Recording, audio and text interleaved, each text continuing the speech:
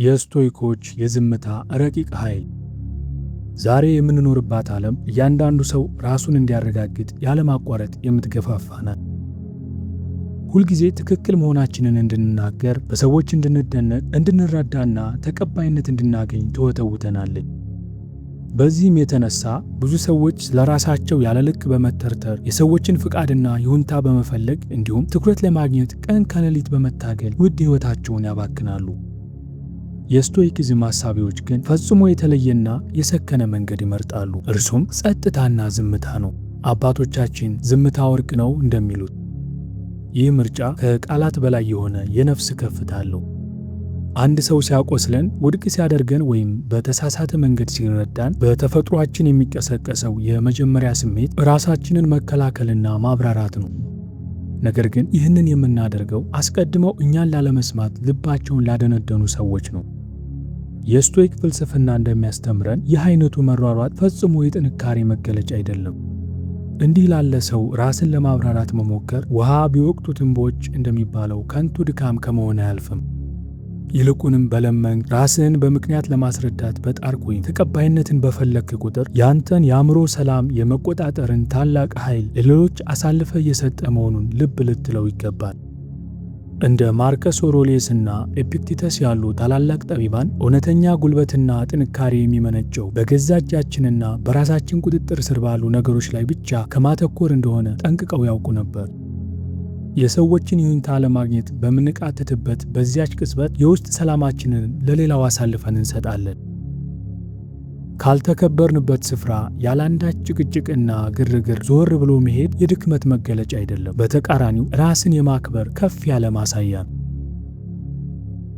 ዝምታ ማለት ባዶነት ወይም የመናገር አቅም ማጣት አይደለም። ይልቁንም ራስን የመግዛት ታላቅ ዲሲፕሊን ነው። ዝምታ ማለት በውስጥህ የራሴን ክብርና ዋጋ ለማወቅ የእናንተ መረዳት ወይም ይቅርታ አያስፈልገኝም ብለህ የምትናገርበት የረጋ በራስ መተማመንህ ነው። ስሜታዊ ሁነህ ምላሽ ለመስጠት ፍቃደኛ ካልሆን ሌሎች በአንተ ስሜትና ሕይወት ላይ የነበራቸው የመሰላቸው ተጽዕኖ ፈጽሞ ይከስማል።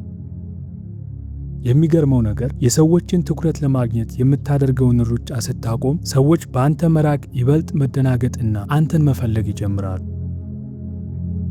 አንድ ሰው በቃልም ሆነ በተግባር ሲያቆስልህ ራስህን የመከላከልና የመከራከር ፍላጎትህ እጅግ የበረታ ሊሆን ይችላል። ነገር ግን ማለቂያ የሌላቸው ማብራሪያዎች የሰዎችን ልብ ሊለውጡ እንደማይችሉ መረዳት አለብን።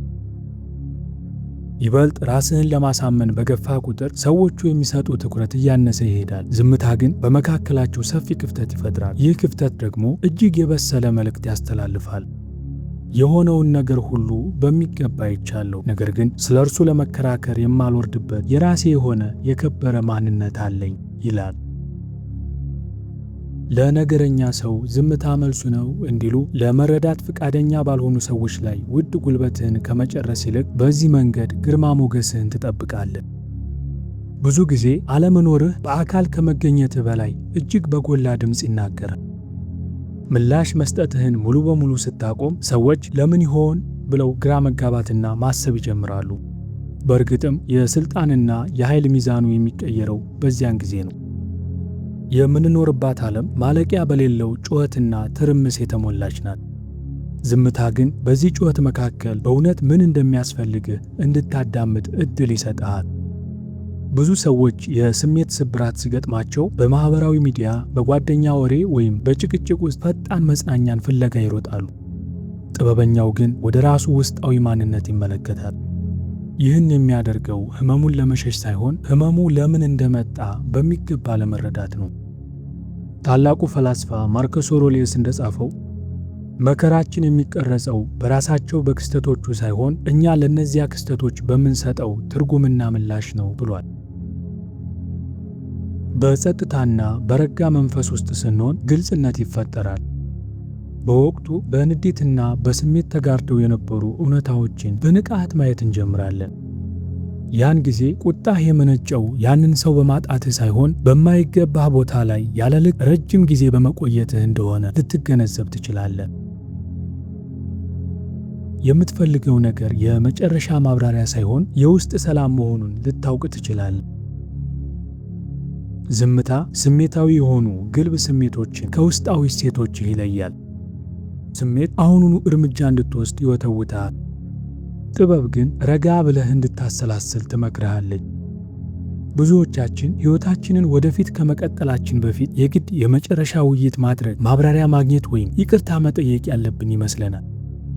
ነገር ግን በቅንነት ቆም ብለህ አስብ። ያ ሰው በእውነት ስለ ስሜትህና ስለ ሕመምህ ደንታ ቢኖረው ኑሮ ምክንያቱ ምን እንደሆነ ለማወቅ መለመንና መማፀን ያለብህ ይመስልሃል? ይህማ ከማይሰማ ጆሮ የማይደክም አፍ እንደሚባለው ራስን በከንቱ ማድከም ብቻ ነው። ብዙውን ጊዜ መቋጫን ለማግኘት የምናደርገው ልምምድ ራሱ ሌላው የተገዥነት የጥገኝነት አይነት ይሆናል። አስቀድሞ አንተን ላለመረዳት የወሰነን ሰው እንዲረዳ ትማጸናለህ። እውነተኛ መረጋጋትና መቋጫ ከሌላ ሰው አይመጣም፣ እውነታውን እንዳለ በጸጋ ከመቀበል የሚመነጭ እንጂ። ማብራሪያን በመጠበቅ ጊዜህን ከመጨረስ ይልቅ ያ ሰው በተግባሩ የሰጠህን መልስ አስተውል። ለመፈወስና ለመረጋጋት ከሌሎች ሰዎች ፍቃድ መጠየቅህን አቁም። ከሌሎች ሰዎች ስትለምነው የነበረውን መረጋጋት ራስህ ለራስህ ስጠው። ሰዎች ይቅርታ ሊጠይቁ፣ ቃል ሊገቡና እጅግ ረጅም ማብራሪያዎችን ሊደረድሩ ይችላሉ። ሆኖም ግን ትክክለኛውንና እውነተኛውን ታሪክ የሚናገረው ተግባራቸው ብቻ ነው። ስቶይኮች ሰዎችን የሚመዝኑት ከንግግራቸው ይልቅ በድርጊታቸው ወጥነትና በባህሪያቸው ስርዓት ነበር። የአንድን ሰው እውነተኛ ማንነት ለመረዳት ከሁሉ የተሻለው መንገድ ወደ ኋላ ዘወር ብሎ በትዕግስት መታዘብ ነው። አንተ ማውራትህን ስታቆም ብዙ የተሸፈኑ እውነቶች በግልጽ መታየት ይጀምራሉ። ከዝምታ በኋላ አንዳንዶች በቅንነትና በፍቅር ሊቀርቡህ ይጥራሉ፣ ሌሎች ደግሞ ጨርሰው ይጠፋሉ። አንዳንዶች ደግሞ ያንተን ምላሽ መቆጣጠርና መምራት ስለማይችሉ ከፍተኛ ብስጭት ውስጥ ይገባሉ። ዝምታ በምናባችን የፈጠርናቸውን ቅዠቶች አስወግዶ እውነተኛውን እውነታ ፊት ለፊት ያሳየናል።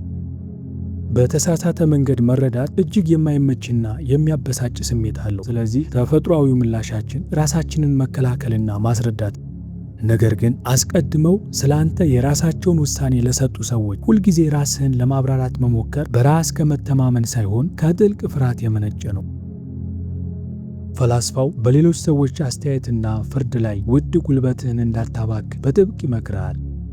ያንተን መልካምነትና ዋጋ ለአንድ ሰው ለማስረዳት የምታደርገው እያንዳንዱ ጥረት በራስ የመተማመን ስሜትህን በእነሱ እጅ ላይ እንዲወድቅ ያደርገዋል። እውነተኛ በራስ መተማመን የሰዎችን ይሁንታ አይለምንም። እሱ የሚመጣው ያንተን የልብ ቅንነት፣ የውስጥ እሴቶችህንና ማንነትህን ጠንቅቀህ ከማወቅህ ነው።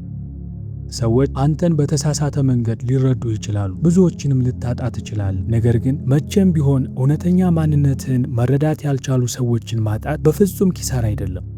አንዳንዴ ይህ በቀላሉ ከእውነተኛ ሕይወትህና መስመርህ ጋር የመጣጣም ምልክት ነው።